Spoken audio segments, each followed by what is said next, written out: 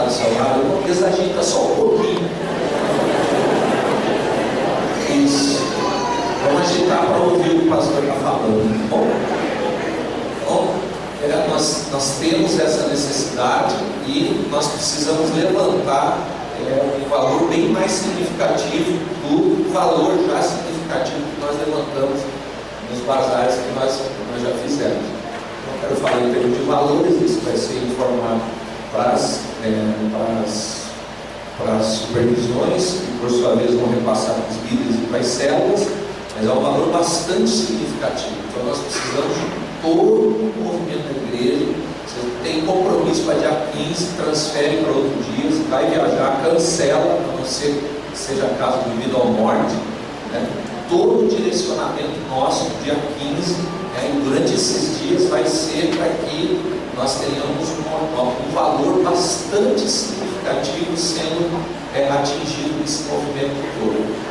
Então, na quarta-feira, nas células, lá, o WhatsApp já rola solto aí, ativando os irmãos para que durante a semana as doações já estejam chegando no prédio da igreja e nós tenhamos um bazar extremamente radical. O radical ficou para trás, agora é extremamente radical. Amém? Pergunta para o seu irmão, você vai estar aqui, irmão?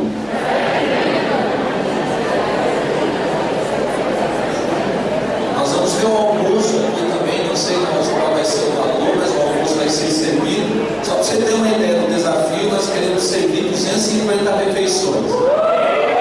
Ok? Uma é sua, irmão? Então levanta a sua mão só para dar um vislumbre. Acho que 250 é pouco. Você vai trazer um visitante, né, irmão?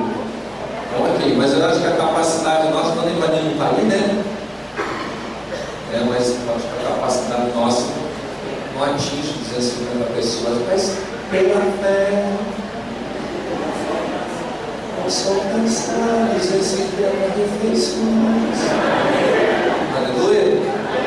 Hebreus capítulo 10, verso 35 a 39. Podemos ler? Vocês podem começar?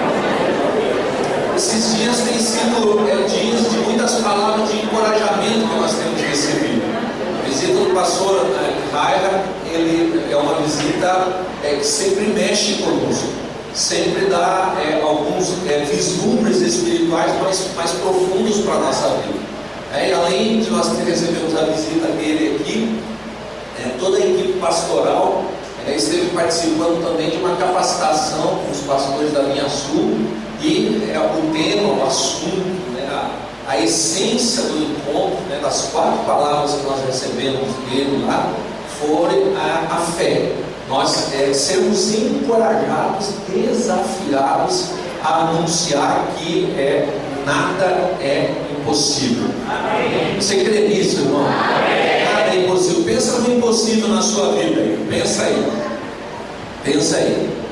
Impossível. Ok? Isabel, teu marido não está aqui, né? Você pensou nisso? Ou esse você já tirou de letra? Vai chegar daqui a pouco. Acabou comigo. Você escutou o que ela falou?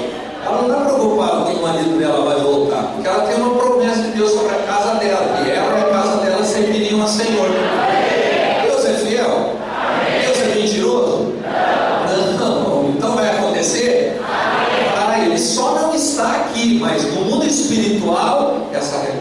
foi estabelecido.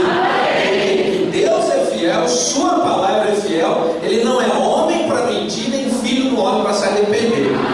Amém? Você pensou no seu impossível?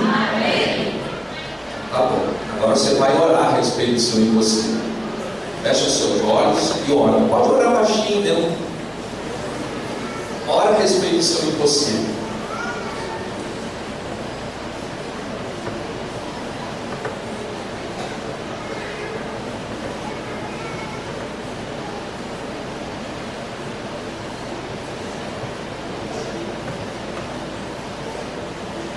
Olha só, você já orou um pouquinho, depois você continua. Como que você começou a oração? Como que você começou a oração? Como que você começou a oração? Você começou assim, dizendo: Senhor, obrigado porque o meu impossível já aconteceu?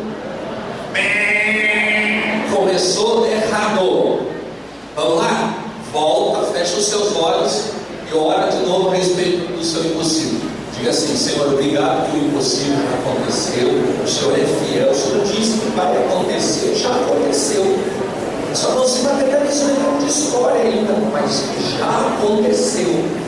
Foi isso que o Senhor falou através do pastor Raimundo, foi isso que o Senhor falou através do pastor Silvio ontem à noite, é o que o Senhor vai falar hoje, e eu creio. Amém? Você percebeu que tem orações que a gente faz de forma errada? Deus tem falado conosco sobre nada ser impossível. E daí você vem com a churumela. Oh meu Deus, o Senhor sabe como eu tenho sofrido essa noite. Então, como eu chorei diante do Senhor, porque o Senhor prometeu e ainda não aconteceu. Oh dor, oh vida, oh azar. É assim, você não usa essas palavras, mas o conteúdo, o elemento interior da sua oração é essa. Você ora como se fosse o mais miserável da face da terra. Você que tem fé em Jesus Cristo é filho de Deus. Você não pode orar desse jeito como um mendigo espiritual. Você tem que orar como alguém que recebeu a realidade que é filho. Seu pai é bom, ele tem uma herança para você e ela está disponível todos os dias para você desfrutar. Amém? Diga: eu não sou dos que retrocedem. Então repita comigo: o impossível vai acontecer. Olha para o seu irmão, o seu impossível vai acontecer.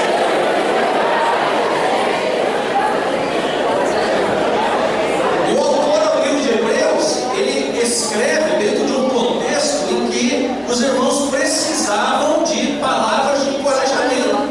De repente ele teve notícias de que os irmãos, por conta de algumas circunstâncias, estavam nessa oração chinfrim: ó vida, ó dor, ó azar, como eu sou miserável, como o Senhor não olha para mim. Acontecem as coisas com todo mundo, acontece lá, colar, acontece perdido, e nem mais comigo não acontece nada. Então ele pega e escreve para eles: por isso não abram mão da confiança que vocês têm, ela será ricamente recompensada. Fala para o seu irmão: não abre mão da confiança que você tem. Agora, o que é essa confiança? Essa confiança é uma pessoa, Cristo morando dentro de mim. Olha para o seu irmão, fala isso: irmão, a minha confiança é que Cristo mora em mim. A minha confiança é uma pessoa, é a pessoa de Cristo que mora dentro de mim. Então eu creio de todo o meu coração, irmão, que Deus nessa semana veio trazer essas palavras de encorajamento ao meu e ao seu coração. E essas palavras, elas são necessárias diante do grande desafio que nós temos. Nós temos um grande desafio de sermos 1.200 vidas na igreja até 30 de abril de 2015. Mas não é só isso. Por quê? Porque a gente faz aí, de repente, uma gincana para as crianças, traz 400 crianças vêm para a nossa cela, está meio que resolvido. Não, são 1.200 vidas com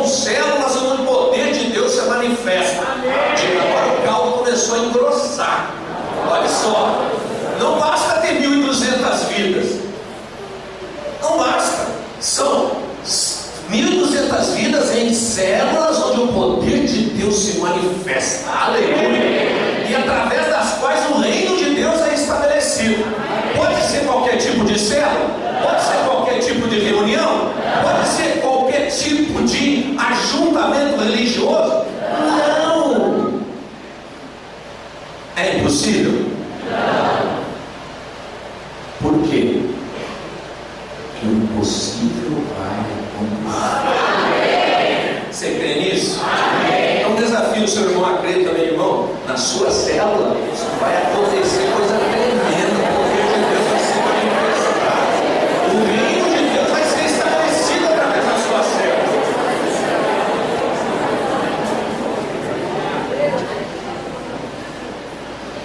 E meio essa palavra de encorajamento, eu queria prestar atenção. Eu queria prestar atenção numa frase especial, que é a frase do versículo 36, desse capítulo 10 de Hebreus. Eu queria ver nessa frase, que está no meio dessa palavra de encorajamento, eu queria ver uma ordem, um meio e um resultado. Uma ordem, um meio e um resultado. Eu quero olhar, irmão, cheio de fé para essa palavra nessa noite e dizer: o impossível vai acontecer. Você pode ler essa frase comigo, a frase do Hebreus 10:36, novamente?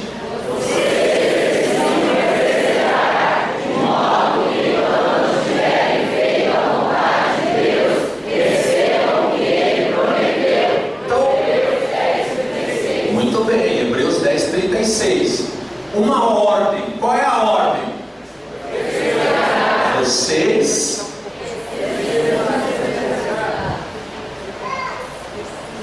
eu também preciso perseverar. Alguém mexeu aí? Dá um F5 aí.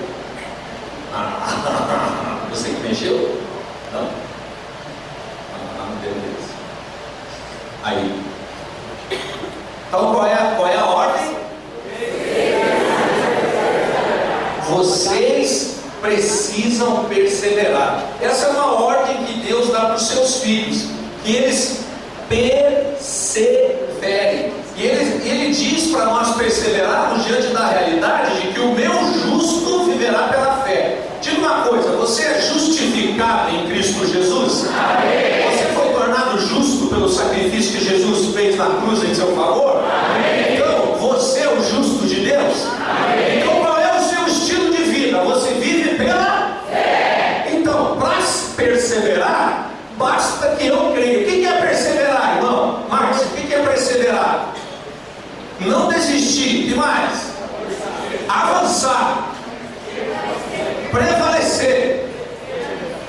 Permanecer firme, como diz lá em Maringá. E mais? O que é perseverar? Ser fiel é perseverar. E mais? Não desistir nunca. Possamos romper. Romper. E mais?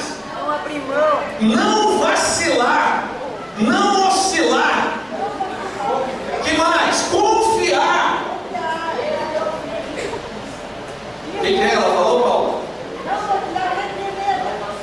Não vacilar. Olha só, perseverar. No português, de repente a gente pode ter uma série de sinônimos, mas o que é importante? O importante é você entender que perseverar tem a ver com única e exclusivamente você continuar crendo. Você é justo de Deus? Amém. Então Deus falou a seu respeito que você vive pela fé. Então perseverar significa que você vive como um justo. Só isso. Simples demais. Você está vivo em Cristo Jesus, irmão? Agora, o que está escrito a respeito de você? Você é o justo de Deus. Então você vive pela fé. Então tem justificativa para você desistir? Tem justificativa para você vacilar? Para você não romper? Para você não avançar? Para você não conquistar? Para você parar no meio do caminho enquanto todos os outros estão avançando? Não existe. Olha o que diz o apóstolo Paulo no livro de Romanos, Romanos capítulo 12, verso 13. Alguns dizem, mas eu não tenho fé. Eu não tenho fé. Fulano tem, eu não tenho. Olha só, Romanos 12, 13. Não é Romanos 12, 13. Romanos 12, 13. Obrigado. Por isso, pela graça que me foi dada, digo a todos vocês: ninguém tenha de si mesmo um conceito mais elevado do que deve ter, mas ao contrário, tenha um conceito equilibrado, de acordo com a medida da fé. Que quem lhe concedeu? Deus. Então você não tem fé, irmão? Você não tem fé? Você não tem fé para perseverar? Diz tenho, por quê? Porque está escrito que você recebeu uma medida de fé. Deus concedeu a você uma medida de fé.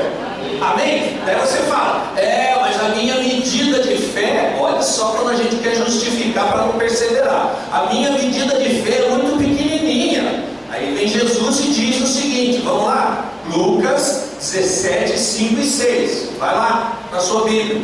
Lucas 17, 5 e 6.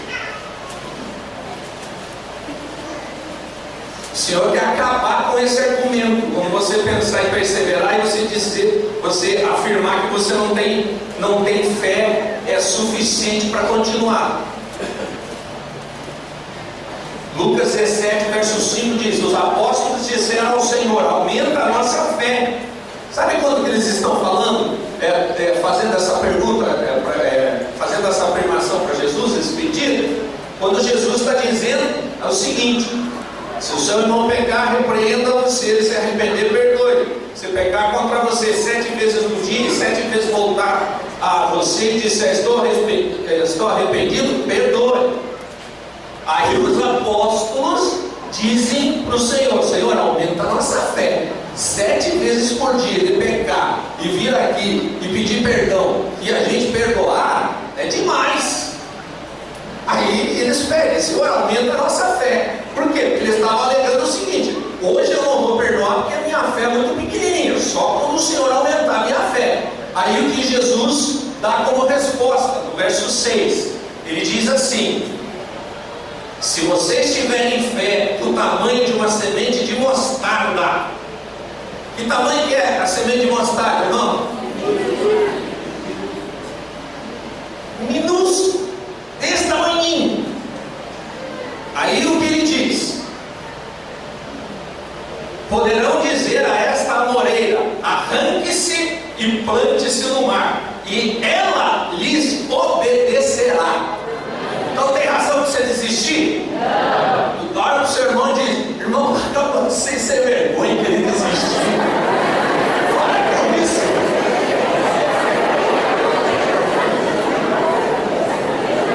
Para com isso. Jesus já acabou com você. Você não deu nem para metade do primeiro round. Você já veio dessa história? Não. Fulano tem uma fé grandona, já passou por várias experiências. Agora eu não. Minha fé é de filhote, é pequenininha. Aí Jesus diz: se for do tamanho de grão de mostarda, você vai dizer para a amoreira: arranque-se daí e vá para o meio, para onde? No meio do mar, vai se plantar lá no meio do mar, e ela vai obedecer você. Que é isso? Perseverar, querido, mediante a fé que você já recebeu, implica em não desistir, em não negociar, em não diminuir aquilo que Deus tem para você, em não perder o ânimo. Ninguém falou isso. E desanimar é não perseverar. Desanimar, estou desanimado. Conhece alguém que acorda assim? Conhece que seu marido acorda assim? Sua esposa acorda assim? Seu filho acorda assim? Sua mãe acorda assim? Porque veja só, acordou mal-humorado, o que é? Não vai perseverar. Chutou o cachorro, não vai perseverar. Desistiu da liderança, não perseverou. Desistiu de ser líder de célula, não quero mais. Sair no meio do curso de treinamento de líderes. Não, perseverou. Agora, tem justificativa? Não, por quê? Porque já houve uma medida de fé que foi liberada sobre você, concedida por Deus. Você já tem fé suficiente para viver a vontade de Deus. E aí, a gente acha que o homem segundo o coração de Deus, ele não foi provado na sua fé. 1 Samuel capítulo 30, verso de 1 a 6.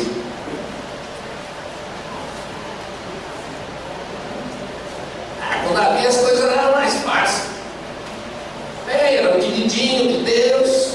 Deus fala dele, esse aí tem meu coração. Para ele tudo era mais simplesinho. Vamos ver então. 1 Samuel capítulo 30, a partir do verso 1 até o verso 6, a gente vai ler, diz assim: quando Davi e seus soldados chegaram a Ziklag, no terceiro dia os amalequitas tinham atacado Negueb e incendiado a cidade de Ziklag. Levaram como prisioneiros todos os que estavam lá, as mulheres, os jovens e os idosos. A ninguém mataram, mas os levaram consigo quando prosseguiram seu caminho. Davi, ele com alguns guerreiros, ele estava sitiado nessa cidade chamada Ziklag. Ele tinha toda a vida dele estabelecida nessa cidade. E ele sai para fazer algo, e quando ele volta, ele tem a surpresinha agradável, os inimigos terem invadido a casa dele e levarem, além de levarem a família dele, levaram a família de todos os outros soldados que estavam com ele. Ok? É fácil lidar com isso, irmão? E você está chorando para a unha encravada? Aí, diz o texto: ao chegarem a Ziklag, Davi e seus soldados encontraram a cidade destruída pelo fogo, e viram que suas mulheres, seus filhos e suas filhas tinham sido levadas como prisioneiros. Então Davi e seus soldados choraram em alta voz, até não terem mais forças. As duas mulheres de Davi também tinham sido levadas, Ainoã de Jezreel e Abigail de Carmelo, a que fora a mulher de Nabal. Davi ficou profundamente o que, irmãos? Pois os homens falavam em... Todos estavam amargurados por causa de seus filhos e de suas filhas. É um quadro bom para desistir, irmão? Mas tem gente que está aqui e desiste por muito menos. Aí você chega, você vai fazer algo, quando você volta, a sua casa está destruída, todo o seu patrimônio está destruído, aí a sua família não está mais ali, os familiares dos seus amigos não estão mais ali, e aqueles caras aí que eram seus amigos, que tinham aliança com você, eles se voltam para você e querem apedrejar você como se você fosse o responsável por aquela desgraça. Tá legal o quadro? Sabe o que Davi fez? Simples, perseverou. Davi creu. Ele continuou crendo. Deus tinha estabelecido algo sobre a vida dele. Ele seria rei em Israel. Ele ainda não era. Então havia algo que Deus estava fazendo, além de toda aquela circunstância, além de todo aquele contexto. Aí Davi dá um exemplo de como um justo vive pela fé. Ele faz o quê? Davi, porém, fortaleceu-se no Senhor, o seu Deus. Olha para o seu irmão e diz: irmão, está pensando em não perseverar mais? Mas como Davi, se fortalece no Senhor, o seu Deus.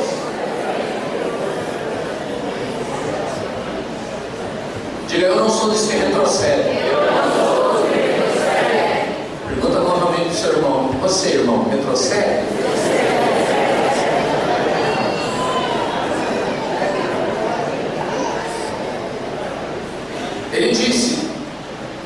Ele disse que é para permanecer perseverando, isso é uma ordem. Mas nisso também, nessa frase, tem o meio para se cumprir essa ordem. E o meio está bem no meio da frase. Vamos ler a frase novamente? Vocês precisam perseverar, de modo que quando tiverem feito a vontade de Deus, recebam o que Ele prometeu. Qual é o meio para perseverar, irmão? Fazer a vontade de Deus. O que é fazer a vontade de Deus? Continuar andando pela fé. Por quê? Porque o meu justo viverá pela fé. Então qual é o meio para se cumprir a ordem de Deus de perseverar? Vamos fazer a vontade de Deus. Como você faz a vontade de Deus? Qual é a vontade de Deus?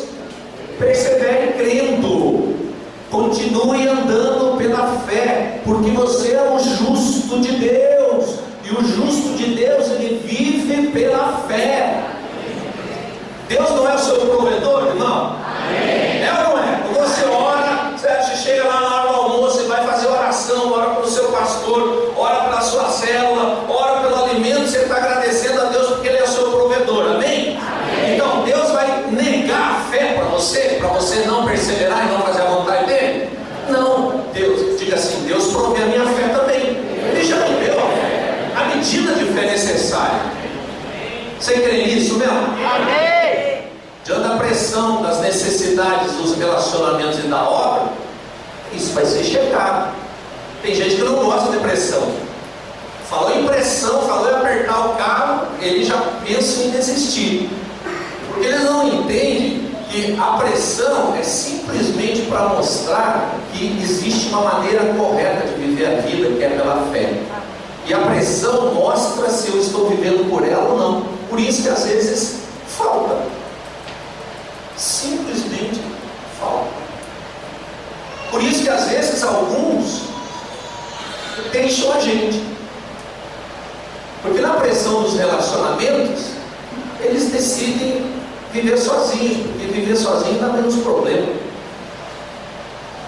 Diante da pressão da obra, de você trabalhar como seu líder de célula, para que vocês tenham, para que nós tenhamos 1.200 pessoas até 30 de abril de 2015, a melhor é não ter pressão. Não, eu não consigo. Não, casa de testemunho, chamar alguém na minha casa para tomar um café com ele, falar com Jesus, mudou minha vida. Não, isso é muito difícil. Muito difícil demais esse negócio. Por isso que eu não vou fazer. Só tem um problema. A vontade de Deus é que você seja testemunho. Essa é a vontade de Deus. E Deus já capacitou você pela fé a ser essa testemunha. Agora, diante da pressão, o que você faz? Você espirra. Já jogou bilhar? Levanta a mão nesse jogo. Já joguei também. Já espirrou, tá? Já? Pois é. Então, tem gente que é justo, pode viver pela fé, mas espirra o taco. Na hora de fazer uma jogada, que é fazer a vontade de Deus, ele desiste. Ele não persevera. Ele não avança. Muito melhor viver sem pressão. Esse negócio de pressão é muito chato. Ficar pegando o meu pé para eu ser mais maduro. É chato demais. Uma das coisas mais estranhas que tem é o marmanja tendo atitude de criança. Não é? No tempo de criança, você brigava lá, aí hoje a violência é um negócio mais latente. Mas na minha época, de menino, foi na década de 60, início de 70, não tinha muita briga. Era assim, quem cuspir aqui ganha. Entendeu? Você não é dessa época? Não? Então veja só, essa época de menino. Tem gente hoje que tem 30 e poucos anos, chega na hora da pressão, age assim. Não, quem cuspir aqui ganha. O diabo cospe primeiro, aí já ganha. Aí já desiste, aí não atende telefonema, aí não quer falar com ninguém. Uma criança, só tem tamanho de gente grande. Por quê? Porque decidiu fugir da pressão. decidiu não viver a vontade de Deus e por isso segue a tentação de não perseverar por causa da pressão. Agora, é na pressão que acontece esse milagre de nós trazermos o sobrenatural para o mundo natural. Você sabia? Você que está aqui há mais tempo sabe que eu converti no meio do maior pobre da minha vida. 30 anos de pobre, o diabo em festa, já tinham contratado para uma churrascada no inferno para comemorar que tinha acabado meu casamento. Justamente naquele final de semana eu converto. O momento da pressão, irmão, é o momento que você viveu o sobrenatural. Nós vamos ler alguns textos só para mostrar para você que desistir no meio da pressão é bobeira. Vamos lá, Mateus 18, 19. Vamos lá.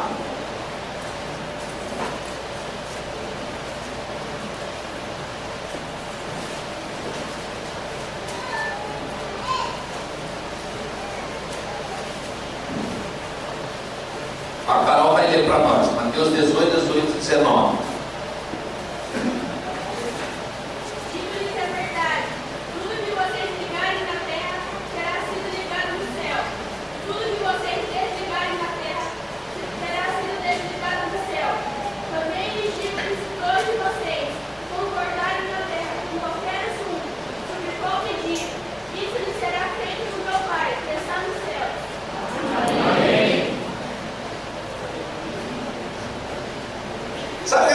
No final de semana que eu estava vendo, que eu converti, eu comecei a beber 0 hora de sexta-feira. Enchi a cara na madrugada de sexta-feira, depois enchi a cara durante o dia, não sei como que eu fui parar em Antonina. Aí tinha uns bobão lá em Antonina que estavam orando. Eles já tinham chorado tudo que tinha para chorar. Aí eles, naquela hora da pressão, em que a grande maioria desiste, eles foram orar. Eles foram concordar a respeito da minha salvação, concordar a respeito do meu milagre. E não é que aconteceu? Amém. Agora, quando a pressão vem dentro da necessidade dos relacionamentos da obra, qualquer tipo de pressão, o que menos se faz é orar em concordância. O que menos se faz é buscar aqueles que têm a mesma fé para nós orarmos na mesma direção. O que mais se faz é lidar com a situação sozinho, como se não houvesse fé, como se Deus fosse infiel e não tivesse liberado fé para você, como justo, viver por ela. E é por isso que tem gente que é campeão em entrar e sair na vida da igreja, porque simplesmente não faz uso da fé para concordar em fé com o outro e descansar do fato de que Deus está operando e está trazendo o sobrenatural através da sua oração para ser estabelecido no mundo natural. Amém. 1 João capítulo 5, versos 14 e 15. E essa confiança que devemos ter, se permite alguma coisa que eu falo, Pai, eu sou, sabemos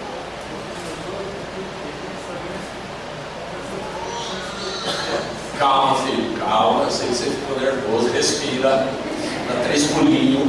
Agora pode ir mais tranquilo. E essa confiança que devemos ter, se permite alguma coisa que eu sou, Pai, eu sou, e sabemos que eu vou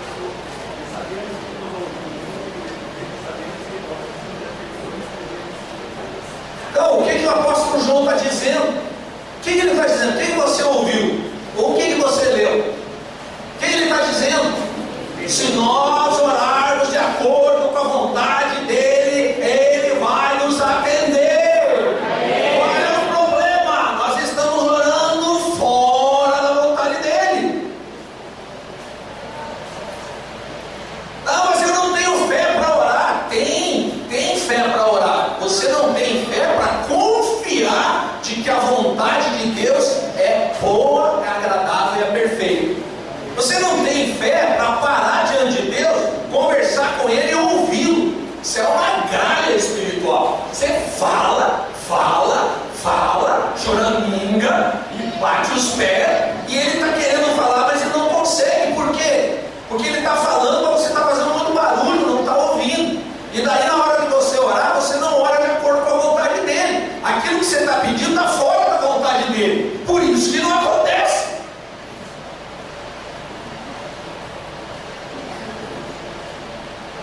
Olha como a gente não sabe nada a respeito da oração do Pai Nosso.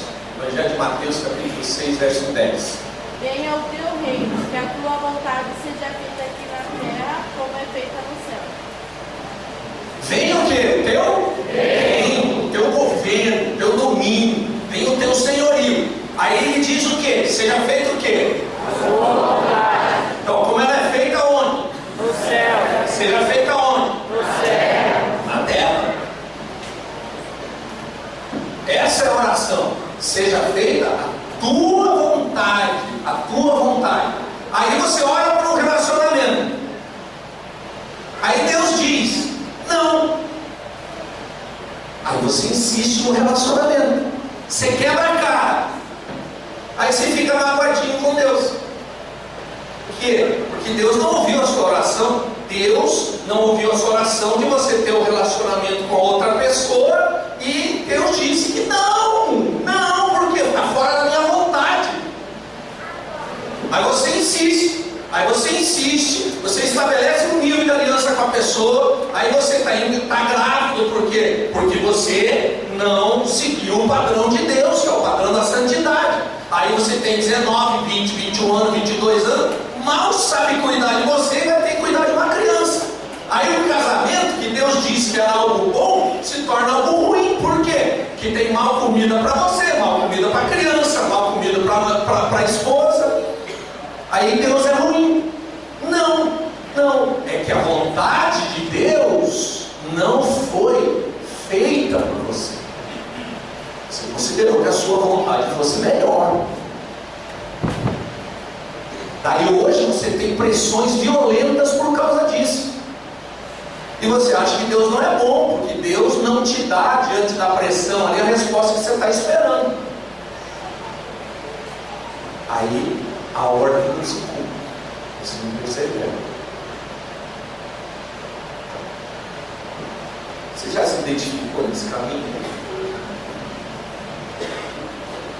Agora, por que Deus está dizendo persevere?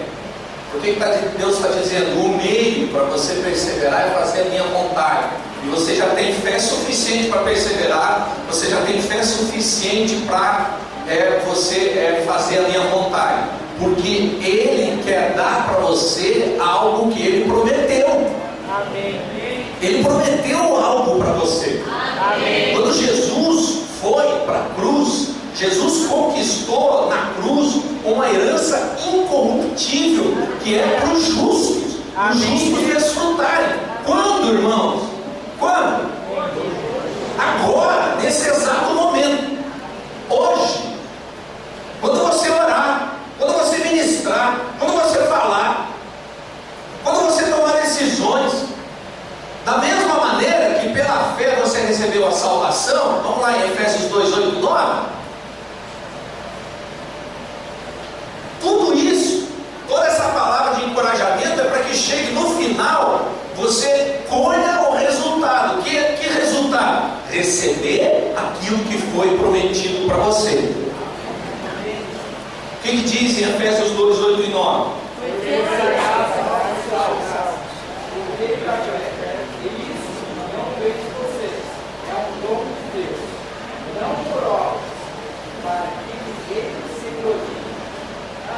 Então veja só, Deus através de Jesus Cristo veio oferecer a salvação para você, amém? Amém. Você pagou um preço para receber essa salvação? Não, você a recebeu de graça, mediante o que? Mediante a fé.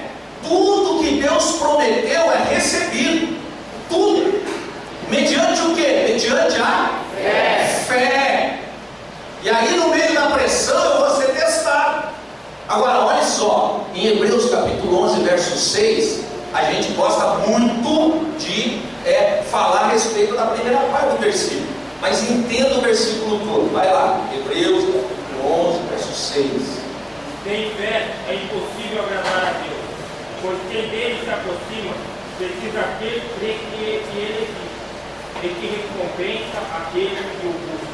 Então, o que Deus está dizendo? Sem fé é possível agradar a Deus. Por quê? Que Deus fica magoadinho? Tem gente que pensa assim: Deus ficou magoado comigo hoje porque em pó. Deus não fica magoado, só tem um detalhe: Deus diz que os seus justos vivem pela fé. Aqueles que o agradam vivem pela fé, e os que o agradam recebem o que ele prometeu, através do quê? Da fé. Da fé. Por isso que o autor diz: Deus, ele diz, sem fé é impossível agradar a Deus, e é necessário que todo aquele que se aproxima de Deus, primeiro, creia que ele existe, e ele recompensa quem? Recompensa todos aqueles que buscam. Olha para quem está dizendo: você está buscando a Deus?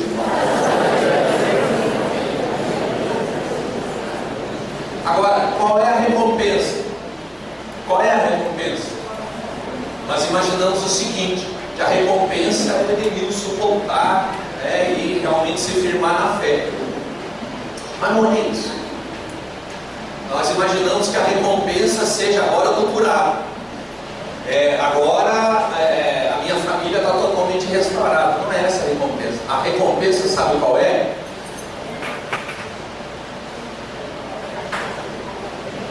Viver pela fé. Amém. O que ele prometeu é que o justo viverá pela fé. Amém. A recompensa de todo esse processo é que quanto mais desafios eu tiver, mais em fé eu respondo. Amém. O que nós imaginamos é que são as promessas que são o resultado, mas as promessas, elas só podem ser recebidas pela fé. Então o resultado é mais fé. Fé para fazer coisas grandiosas. Por isso que Jesus disse, Jesus disse assim: eu não faço as coisas segundo o que eu quero, eu vejo o Pai fazendo. O Pai me deixa eu ver o que ele está fazendo. E ele conclui dizendo: vocês farão obras maiores do que essa. Se o justo vive pela fé, se Jesus disse que aqueles que seriam seus discípulos fariam maiores obras do que eles, o que significa o resultado desse processo todo? Mais fé para fazer coisas grandiosas em nome de Jesus. Amém. Então pensar em 1.200 vidas é só o começo da caminhada da fé. Amém. É só o princípio do resultado da caminhada pela fé. Por quê? Porque o próprio Jesus disse: obras maiores vocês farão. Deixa eu dizer para você: 1.200 pessoas até 30 de abril de 2015, diante da magnitude da obra de Deus e de quem Ele é coisa pequena. Amém. Você pode ficar em pé em nome de Jesus? Eu peço a você que não se distraia. Permita que ninguém se distraia também, não distraia ninguém. Feche os seus olhos.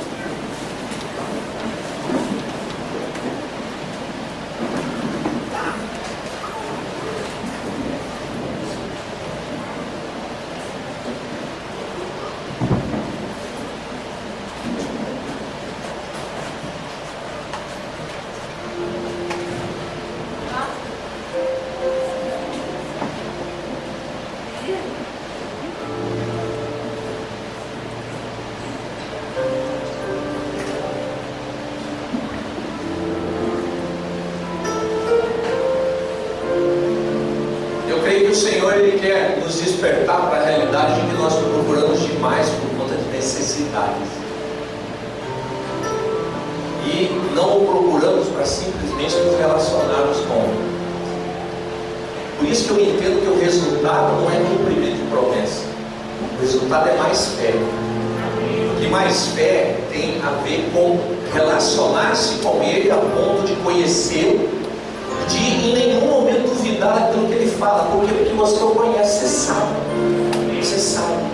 Sabe, se disserem coisas a meu respeito para o meu filho, aqui falam do contrário do que eu sou, meu filho não vai ouvir.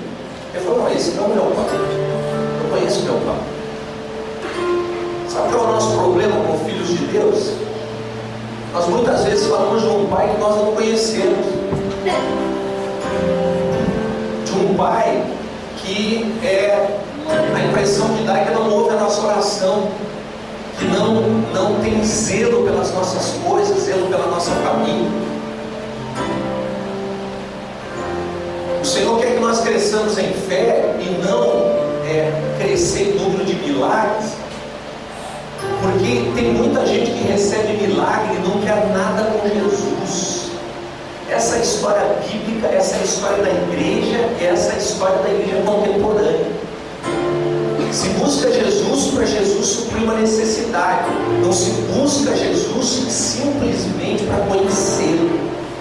E é por isso que muito do que se diz obra de Deus hoje é feito sem fé, é feito com estrutura, é feito com teologia, é feito com conceito psicológico, com conceito filosófico, mas é feito com fé, é feito com dinheiro, é feito com respostas que me agradam, por causa disso, porque não se conhece aquele que disse: o meu justo viverá pela fé.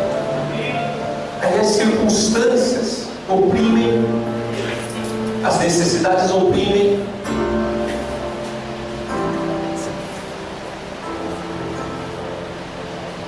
É por isso que tem muita gente em nome de Jesus vivendo fora da vontade de Deus, porque não conhece o Pai e não tem atitudes de fé, tem atitudes emocionais. Eu sinto que eu posso, eu tenho vontade, e não é eu creio, porque o eu creio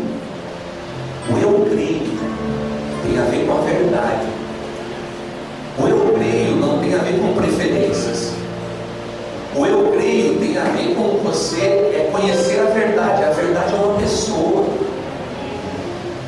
A verdade é o que disse: o meu justo viverá pela fé. Por isso que muitas respostas não são dadas. Por isso que tem tempo de inverno. Deus muda as estações. Pois é, eu anunciei que eu ia ser primavera, mas eu decidi mudar a estação. Por quê? Porque o coração de vocês está inclinado para cumprimento de promessas e não está inclinado para se relacionar comigo. E por isso, para alguns a fé, essa realidade em Jesus é um negócio esquisito. Por quê? Porque ele imagina que fazendo algumas coisas vai funcionar. Ele não conhece.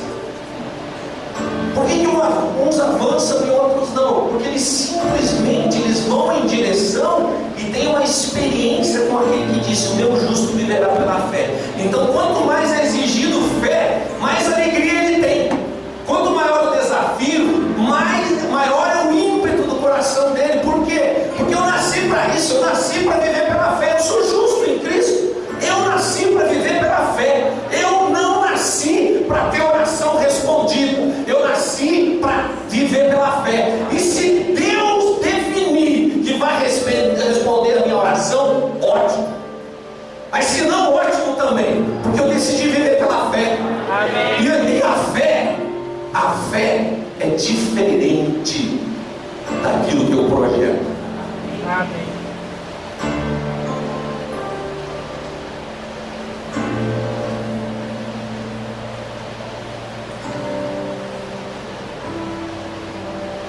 Por isso, não abram mão da confiança que vocês têm. Ela será ricamente recompensada. Amém. Vocês precisam perseverar, de modo que quando tiverem feito a vontade de Deus, recebam o que Ele prometeu.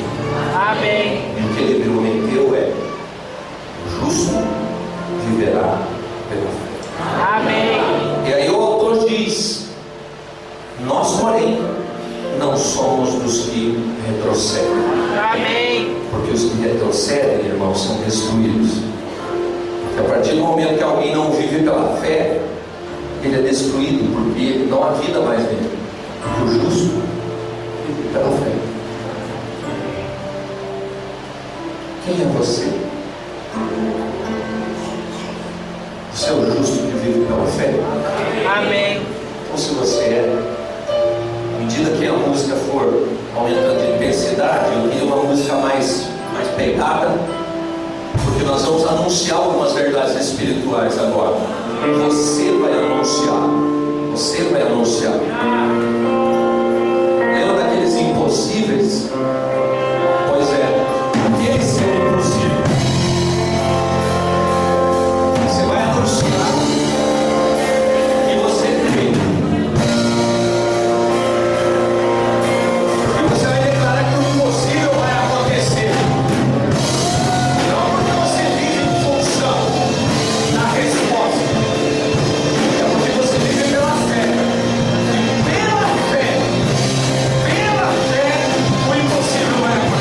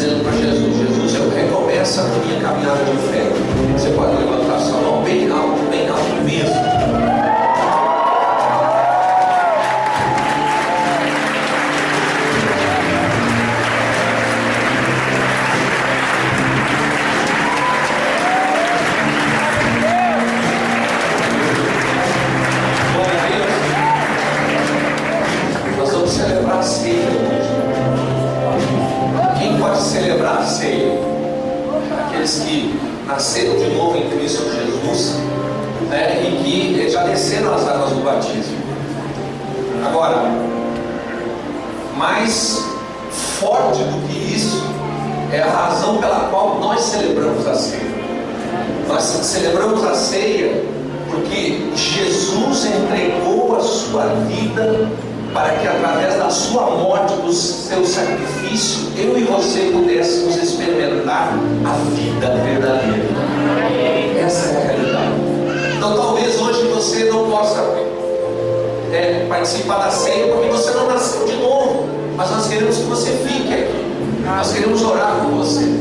Talvez você não possa participar porque você não batizou ainda, mas nós queremos que você esteja aqui e não vá, porque a gente quer orar com você. Amém. Nós queremos que você ore conosco também.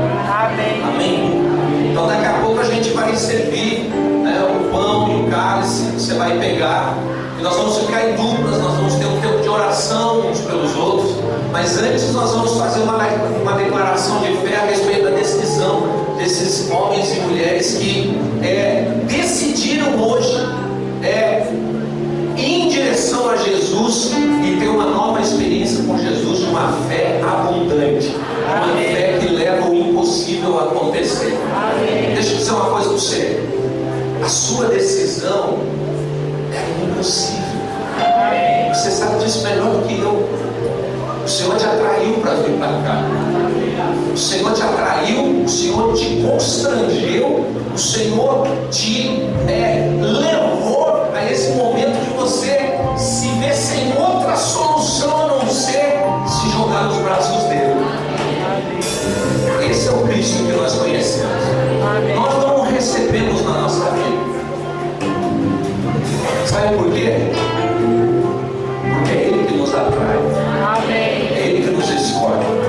E chega um momento que essa explosão de amor é tão violenta que a gente não tem como continuar respirando se a gente não se lançar na direção dele.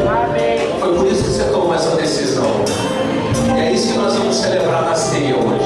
Mas antes nós vamos orar. Estenda a tua mão em direção a esse povo que está aqui na frente e declare assim: nesta noite nós cremos que o milagre do Senhor aconteceu no mais profundo do ser. Estes amados que decidiram caminhar a partir de hoje pela fé em Jesus Cristo, uma fé viva, uma fé transformadora, uma fé que leva a desafios ainda maiores.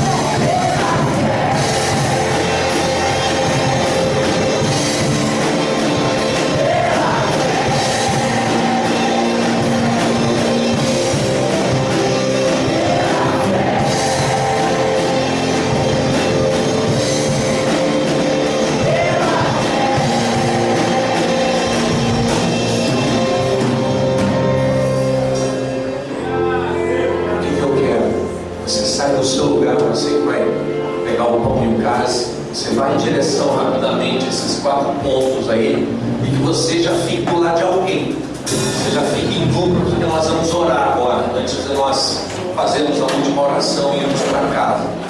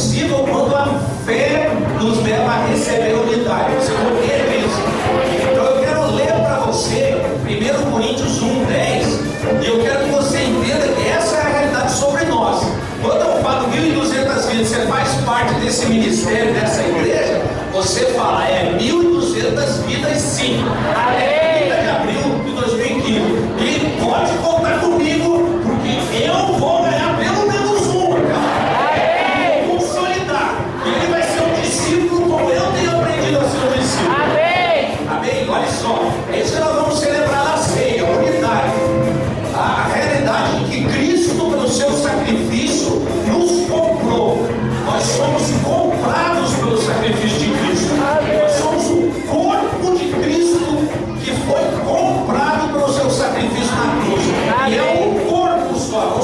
vários corpos.